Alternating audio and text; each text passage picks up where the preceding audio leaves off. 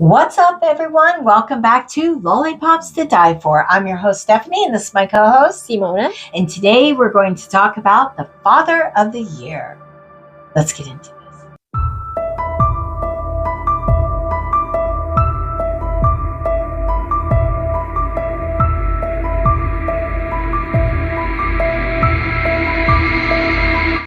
Yasir Abdul Sayed is an Egyptian-American convicted murderer. For 12 years, Sayed evaded arrest for the January 1st, 2008 fatal shootings of his two daughters, whose bodies were found in his abandoned taxicab in Irving, Texas. Sayed went into hiding after the killings. He remained a fugitive from law enforcement for 12 years, and for 6 of those years was on the FBI's 10 most wanted fugitive list. And the reasons are amazing. Sayed was born in Arish, Egypt. He came to the United States on a student visa in 1983. Sayed married Patricia Tissy Owens in February 1987 when he was 30, and she was 15. Patricia later alleged that Sayed abused her during her entire marriage. And then they had a daughter who was born, Amina, who was born in 1989, and Sarah, who was born in 1990.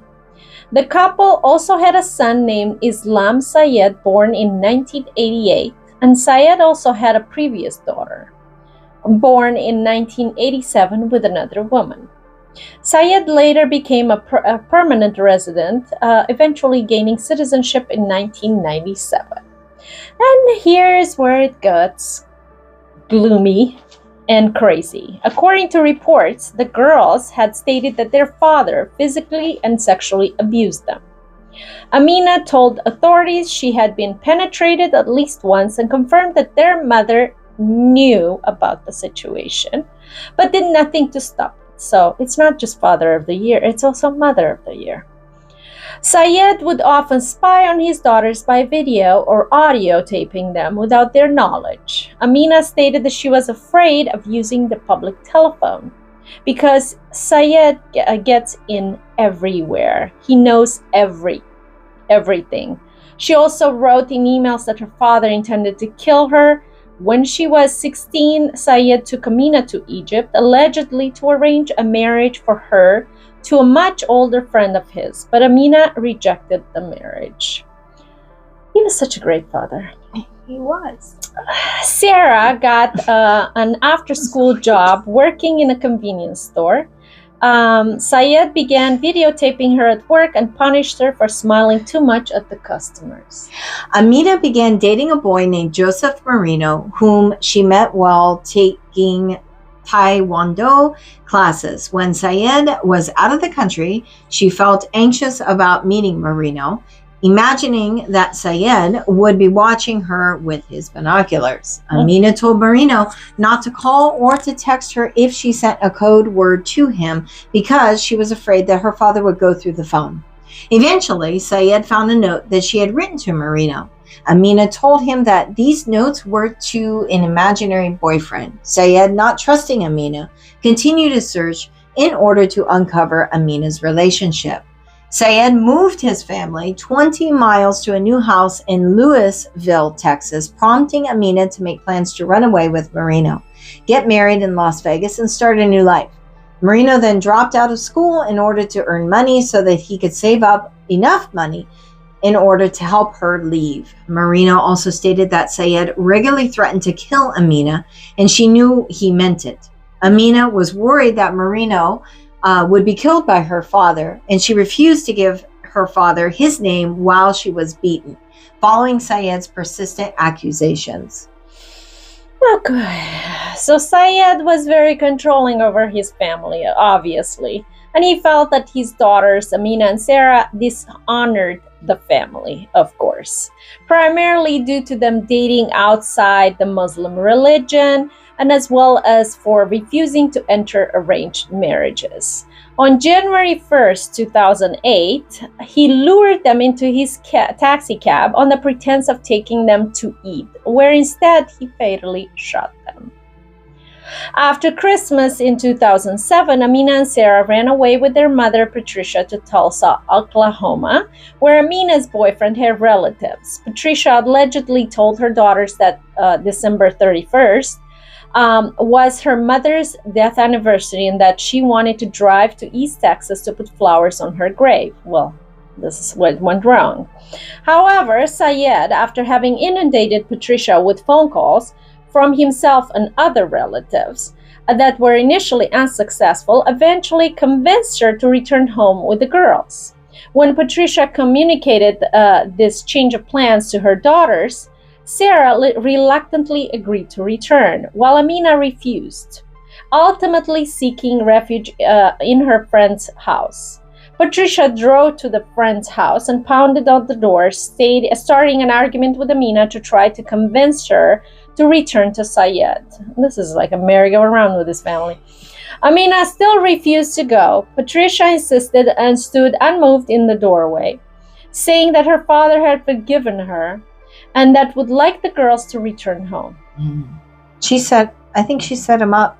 Mm-hmm. On January 1st, 2008, Yazir took Amina and Sarah to his taxi cab, kissed them, and told them he was taking them out to eat. Mm-hmm. Patricia initially wanted to come along, but Syed told her that he wanted to talk to the girls himself. He drove them both to Irving, where he shot both girls to death in the taxi cab. Amina, who was shot twice, died instantly, while Sarah, who sustained 9 shots, managed to call 911 before she died, screaming, "Help, my dad shot me."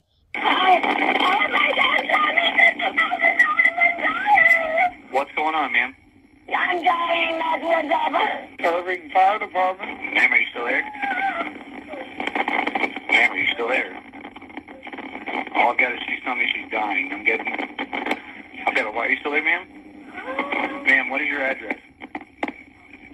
Ma'am. The cab in our cab stand, doesn't appear that there's a driver, but there are 2 people inside the cab, one in the passenger seat and one in the rear of the vehicle. One of the people in the passenger seat looks like she's hunched over and she has blood coming from her ear. It doesn't look like they're alive to me. I understand that. We've got our officers en route. Syed's taxi was soon discovered by another cab driver outside the service entrance of the Omni Mandalay Hotel.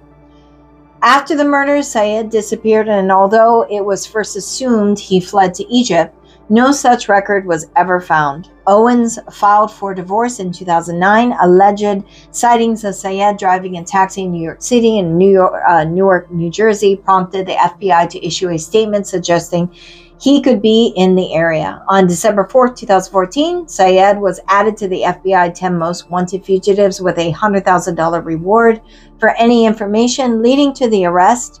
Syed evaded capture by law enforcement for 12 years and spent 6 years on the FBI's 10 Most Wanted list. Such a good man. But finally, a break in the case came August 14, 2017. Imagine how many years long after. When a maintenance worker at an apartment complex in Bedford, Texas, where Yasir's son, Islam Syed, rented an apartment, reported seeing a man matching Yasir's description inside the Islam's apartments. When detectives showed him a picture of Yasir Syed, the worker identified him as the man he had seen in the apartment. At approximately 6:30 p.m. that evening, an agent came into the apartment to interview Islam. He was upset and allegedly refused to cooperate. Another Cocoa for Cocoa Puff. Sounds like a batch of other people we know. Of course. Mm-hmm. He then called someone saying, "We have a problem." At 10 a.m., a search warrant was executed on the apartment, which was emptied at the time. However, the police observed a sliding glass patio door open. Below the patio, they noticed a shrub with broken branches, suggesting someone had jumped off from the patio and landed on the bush.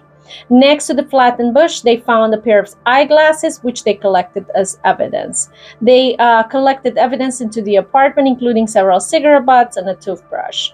The FBI lab at Quantico, Virginia, compared the DNA with those from Amina and Sarah and determined that they most likely came from their biological father. Mm-hmm. So 3 years later, in August 2020, the police began 24-hour surveillance on a home in Justin, Texas. They observed Islam and Yasin entering the home and the shadow of another man inside the home after the two men had left. After a week of surveillance, the FBI obtained a search warrant and arrested Yasir on August 26, 2020. On the same day, in nearby Euless, Texas, they also arrested Islam, age 32, and Yasin Abdullah Fat Sayed, age 59. Sayed's son and brother were both charged with concealing a person from arrest. Authorities suspected other people helped Sayed evade arrest over the years, and a federal criminal complaint said that Islam was in contact with two more of his father's brothers. These people are ridiculous. Ramifications are too much.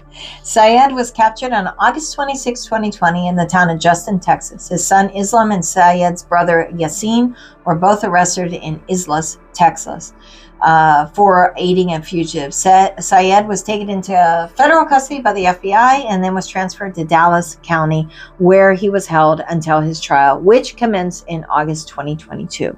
Sayed was found guilty on August 9th after a week-long trial and was sentenced to life in prison without the possibility of parole. As of April 2024, Sayed is serving out his sentence at the McConnell unit located in Beeville, Texas. So this man, aside from being father of the year and mother of the year, you know, this is the worst, I would say, family I've ever heard of.